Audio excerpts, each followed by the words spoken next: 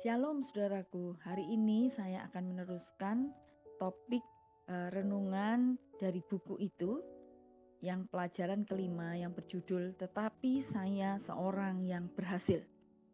Siapa yang tidak mengenal Wilbur Chapman, seorang yang sangat terkenal sebagai penginjil dan juga gembala di sebuah gereja besar pada akhir abad 19. Pada saat-saat yang nampaknya sebagai puncak kemasyurannya, Tuan Moody, seorang hamba Tuhan yang lebih senior daripadanya, mengunjungi gerejanya. Ia datang untuk mendengar, bukan datang untuk memimpin. Gereja Chapman penuh sesak. Khotbahnya indah sekali. Ia berkhotbah dengan sangat leluasa, dengan semangat yang luar biasa. Tidak mengherankan jika Chapman merasa bangga dengan semuanya itu. Namun agaknya Tuan Moody tenang sekali dan jelas tidak merasa kagum. Pada akhir hari itu yang nampaknya sangat indah, Tuan Moody, hamba Allah yang saleh itu meletakkan tangannya dengan lemah lembut di pundak Wilbur Chapman, lalu berkata, "Tahukah Anda bahwa Anda telah gagal di sini? Anda sedang membuat kekeliruan besar dalam pelayanan Anda. Apa yang Anda lakukan tidak terlalu berharga. Khotbah-khotbah Anda tidak memenangkan jiwa. Saya katakan ini kepada Anda dengan segala kebaikan hati sebagai seorang saudara." Kebaikan hati? Tetapi apa yang dikatakan itu kebenaran?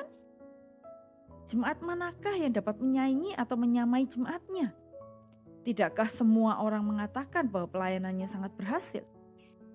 Teguran itu sangat melukai hati Chapman. Dan selama berhari-hari dan berminggu-minggu ia menderita karenanya.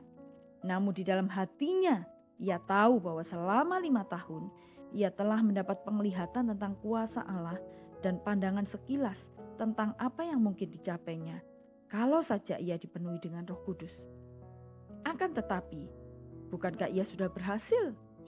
Jadi, selama 5 tahun ia telah bergumul melawan Allah sampai Tuan Moody datang dan memiliki keberanian untuk menunjukkan kesalahan yang orang lain anggap sebagai sukses. Dan berkata dengan tenang kepada Chapman, "Engkau sudah gagal. Pekerjaanmu tidak berharga." Gagal? Benar. Dengan kefasihannya yang luar biasa itu, Wilbur Chapman telah mengumpulkan seluruh jemaat yang baik sekali dari sini sana dan dari segala tempat. Sebagian besar dari gereja-gereja lain.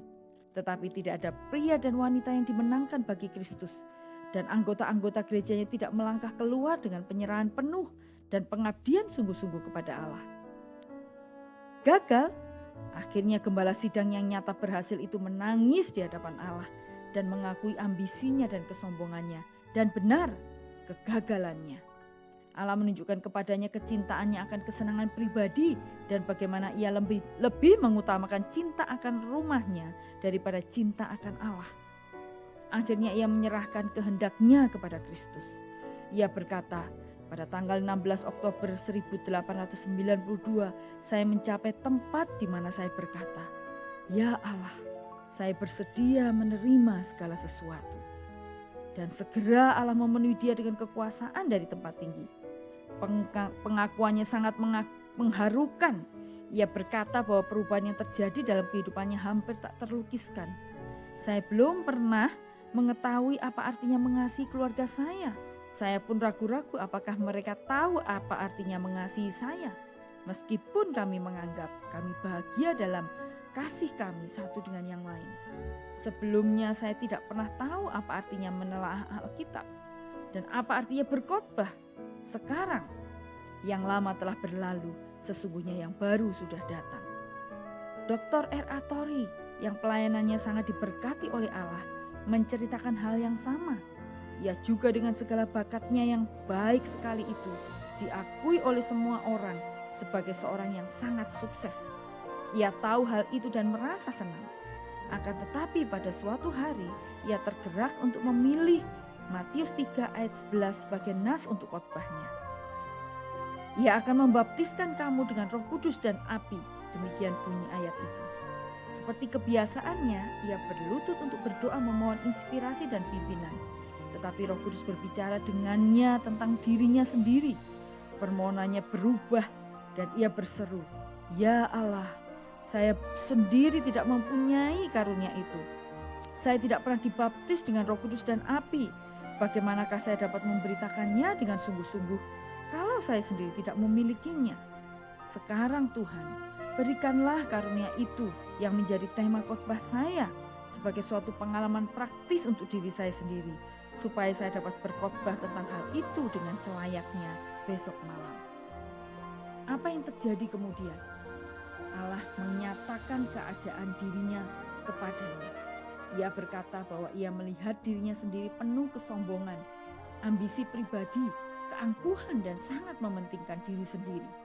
Ia menceritakan bahwa kenyataan ini sangat menyiksa hatinya, namun sangat bermanfaat. Tetapi Allah tidak berhenti di situ. Allah tidak pernah menunjukkan kekurangan-kekurangan kita hanya untuk mematahkan semangat dan membuat kita putus asa. Ia memberikan kenyataan yang mulia tentang dirinya sendiri dan ia menguduskan Eratori. Tuan Moody mengalami hal yang sama. Ketika beberapa wanita saleh mengatakan kepadanya bahwa mereka sedang mendoakan dia agar dia dipenuhi dengan Roh Kudus. Ia menjawab dengan agak tersinggung. Mengapa berdoa untuk saya? Mengapa tidak berdoa untuk orang banyak itu? Ia tahu betul bahwa pelayanannya berhasil. Bukankah orang datang berbondong-bondong untuk mendengar ia berkhotbah? Bukankah orang-orang berseru, apa yang harus saya lakukan untuk diselamatkan? Akan tetapi, seorang hamba Allah yang saleh dan patut dihormati dengan terang berkata kepadanya yang sangat mengena setelah ia berkhotbah. Tuan Moody, dunia ini belum melihat apa yang dapat dilakukan Allah di dalam dan melalui seseorang yang menyerahkan dirinya sama sekali kepadanya. Moody terkejut, hampir terperanjat oleh ucapan itu. Sementara ia merenungkannya, api itu menyala. Allah menunjukkan bahwa penyerahannya kurang. Ia meletakkan segalanya di atas mezbah dan segera Roh Kudus memenuhi dia. Setelah pengalaman itu, semua mengakui bahwa Allah memakai Moody dengan luar biasa. Yang melalui orang itu, keajaiban-keajaiban Allah dinyatakan. Sekalipun ia tidak memperoleh sebagian kecil pun dari keuntungan-keuntungan pendidikan yang dinikmati oleh begitu banyak dari kita. Dari segi pandangan manusia, orang hampir tidak akan heran apabila tokoh-tokoh terkemuka seperti Chapman, Tory, Moody menganggap bahwa diri mereka sebagai orang yang sukses.